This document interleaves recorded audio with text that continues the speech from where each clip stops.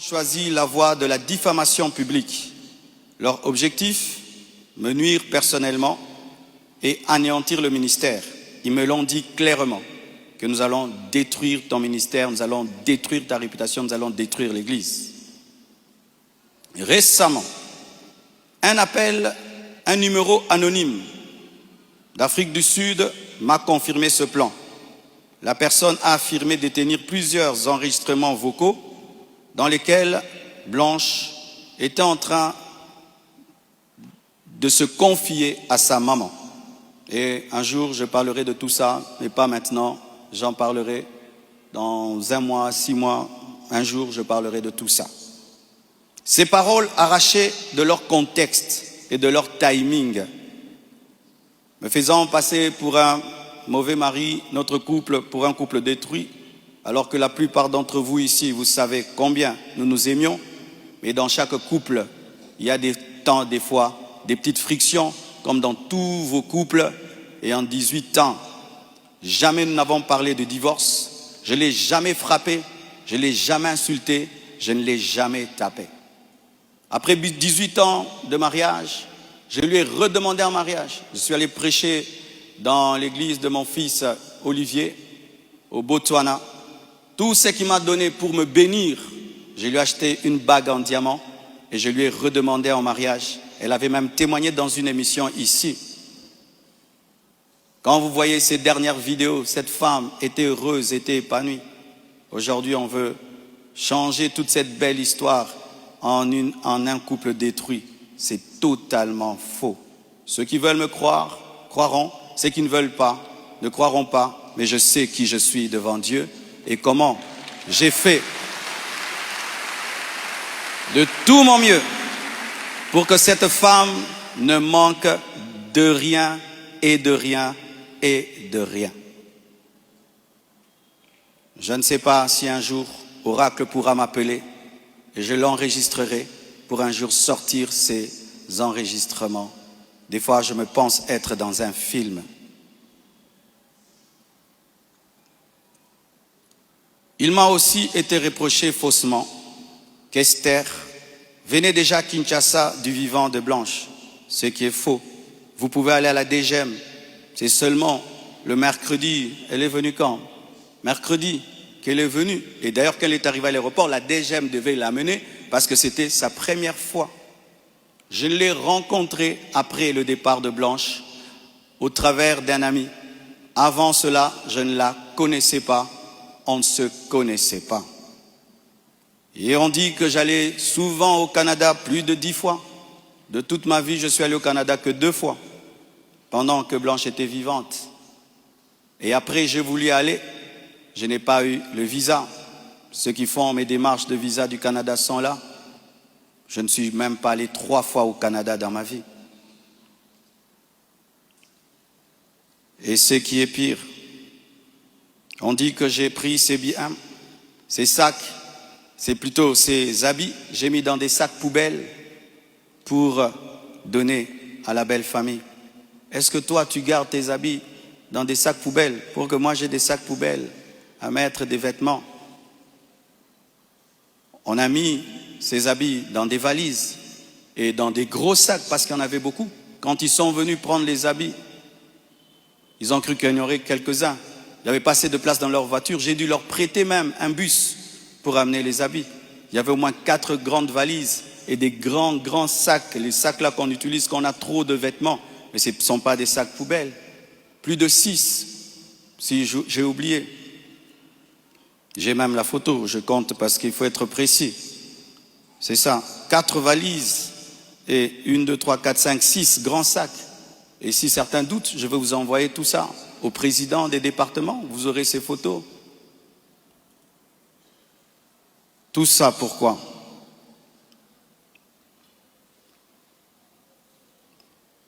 Et ce qui est terrible, on m'accuse même de l'avoir tuée, alors qu'elle est décédée d'une crise cardiaque à l'hôpital, suite à une opération. Et ils m'ont posé la question, elle est morte de quoi? Je leur ai dit, on l'a opérée, elle n'a pas supporté l'opération. Le même jour, quand je suis arrivé avec son corps, Après encore, la famille paternelle me pose les mêmes questions devant 10 personnes, 15 personnes. J'ai expliqué. Ils savent de quoi elle est morte. Et aujourd'hui au Congo, si tu deviens grand, donc tu tues les gens. Quiconque meurt à côté de toi, c'est toi qui le tues. Le jour que Dieu t'élèvera, tu comprendras ça. Tu dois prier que tout le monde vive 90 ans. Si les gens commencent à mourir, c'est toi qui les tues. Comment peux-je tuer la mère de mes enfants? Priver Tabiri de sa maman? Comment? Même toi, qui viens de te convertir, tu ne peux pas faire une telle chose. Moi, serviteur de Dieu. Elle est partie en Turquie samedi. Je l'ai suivie dimanche. On s'est rencontrés même avec papa à l'aéroport. Elle était déjà partie. Elle me disait de venir parce que pour son opération, il fallait que le mari signe. Et je suis arrivé, j'ai signé. Même pour une césarienne, on signe. Elle est partie, elle n'est jamais plus revenue. Et comment son corps est venu vite? Frère, le problème souvent, c'est que les gens attribuent aux autres leur pauvreté. Lorsqu'il n'y a pas les moyens, quelqu'un peut mourir lundi pour que le corps vienne. On prend 2 semaines de cotisation. Mais quand Dieu t'a béni et tu as des relations, et même le médecin est touché par ce qui t'est arrivé, c'est ce médecin qui a tout fait. Je dis, je ne peux pas dormir dans votre pays, je ne peux pas rester, je ne peux pas supporter, je dois partir demain. Mes enfants ne peuvent pas rester en train de pleurer dans ce pays. Il a dit, qu'est-ce que tu veux que je fasse? J'ai dit, fais tout, que je rentre. Il a tout fait et on est venu. Et c'est la sorcellerie. Comment quelqu'un peut mourir tel jour? Du coup, vous prenez le corps, vous amenez, c'est trop vite. Donc vraiment, c'est terrible, terrible. Vraiment le niveau de raisonnement que les Congolais nous avons atteint, vraiment. Vraiment que les écoles recommencent, je ne sais pas, vraiment. C'est terrible. Des fois, je me dis, tous les derniers de la classe qu'on ne voyait plus, ils sont remplis maintenant, là-bas.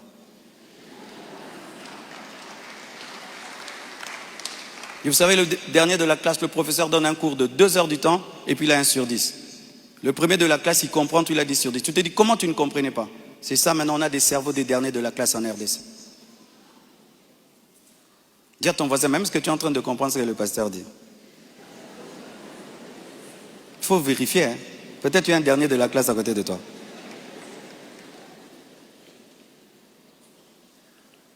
Tout cela n'est rien d'autre qu'un chantage, motivé par l'appât du gain, car cette personne me dira, donne-nous l'argent, nous avons des voices, sinon nous allons te détruire. Tout ça, c'est un chantage motivé par l'appât du gain. Pourtant, malgré tout, j'étais disposé, je suis disposé à donner 250 000 $ par respect pour Blanche et pour sa famille et pour la paix. Mais je ne peux pas accepter l'injustice d'une exigence démesurée de 800 000 $. Comme je vous dis toujours, cette église n'appartient pas à mes enfants. J'ai investi 26 ans de ma vie dans cette église, mais rien n'est à mes enfants. Qu'est-ce que mes enfants auront? Les quelques biens que j'ai, c'est à eux. Ils ne viendront pas un jour vous déranger ici. Et donc je ne peux pas donner par peur ou par chantage ce qui est à eux. Ils diront, tu es quel genre de père? Et l'église, ce n'est pas nous. Et ce que tu as n'est pas à nous. Je ne le ferai pas. C'est pourquoi j'aimerais dire aux veuves et aux veufs, ne vous laissez pas dépouiller. Ne vous laissez pas dépouiller. Ne vous laissez pas dépouiller. Ce que je prêche, je le vis. Mon combat, c'est que je vis ma prédication, mon message. Mon combat, c'est le message de la sainteté qui dérange. Mon combat, c'est que une fois, j'ai vu l'esprit du léopard et il m'a dit, tu veux me combattre? Ce pays est tenu par un esprit de léopard, un esprit méchant. Regardez comment nous sommes devenus méchants. Regardez comment nous sommes devenus méchants, mes frères. Cette méchanceté démoniaque satanique. Et quand j'ai vu cet esprit, vous avez vu tout ce qu'on a connu. C'est pourquoi, pour finir, je vous prie, ne cédez pas à la haine. Au-delà des personnes visibles, il y a un combat spirituel. C'est une attaque de l'esprit de léopard que Dieu m'avait déjà révélé. un esprit rusé et violent qui cherche à abattre les hommes de Dieu et à ravager les familles. Bénissez ceux qui vous persécutent. Priez pour ceux qui vous calomnient. Matthieu 5, verset 44. Ce n'est pas le moment de combattre dans la chair. Restons enracinés dans la vérité, dans l'amour et dans la prière.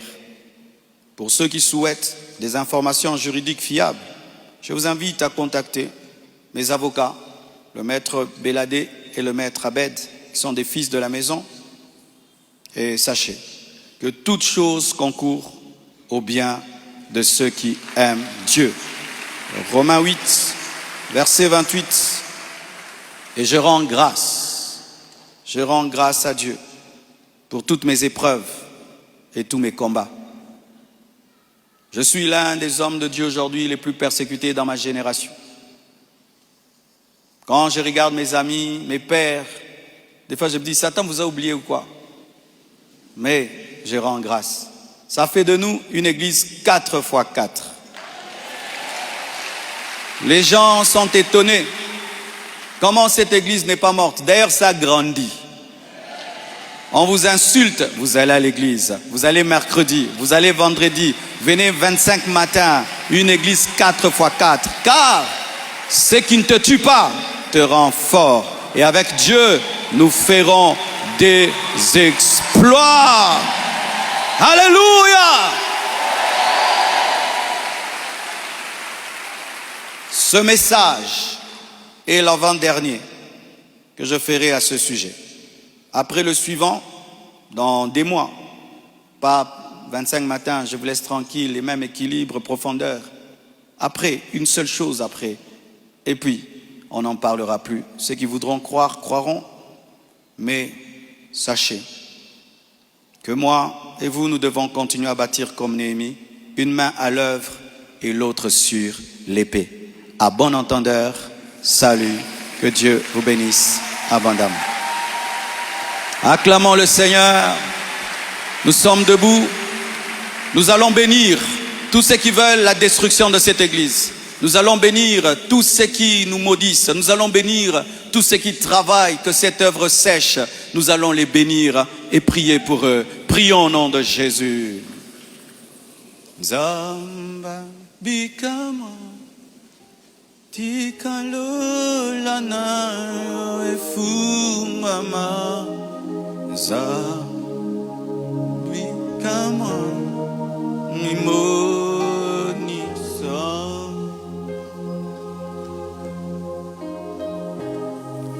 zamba bikama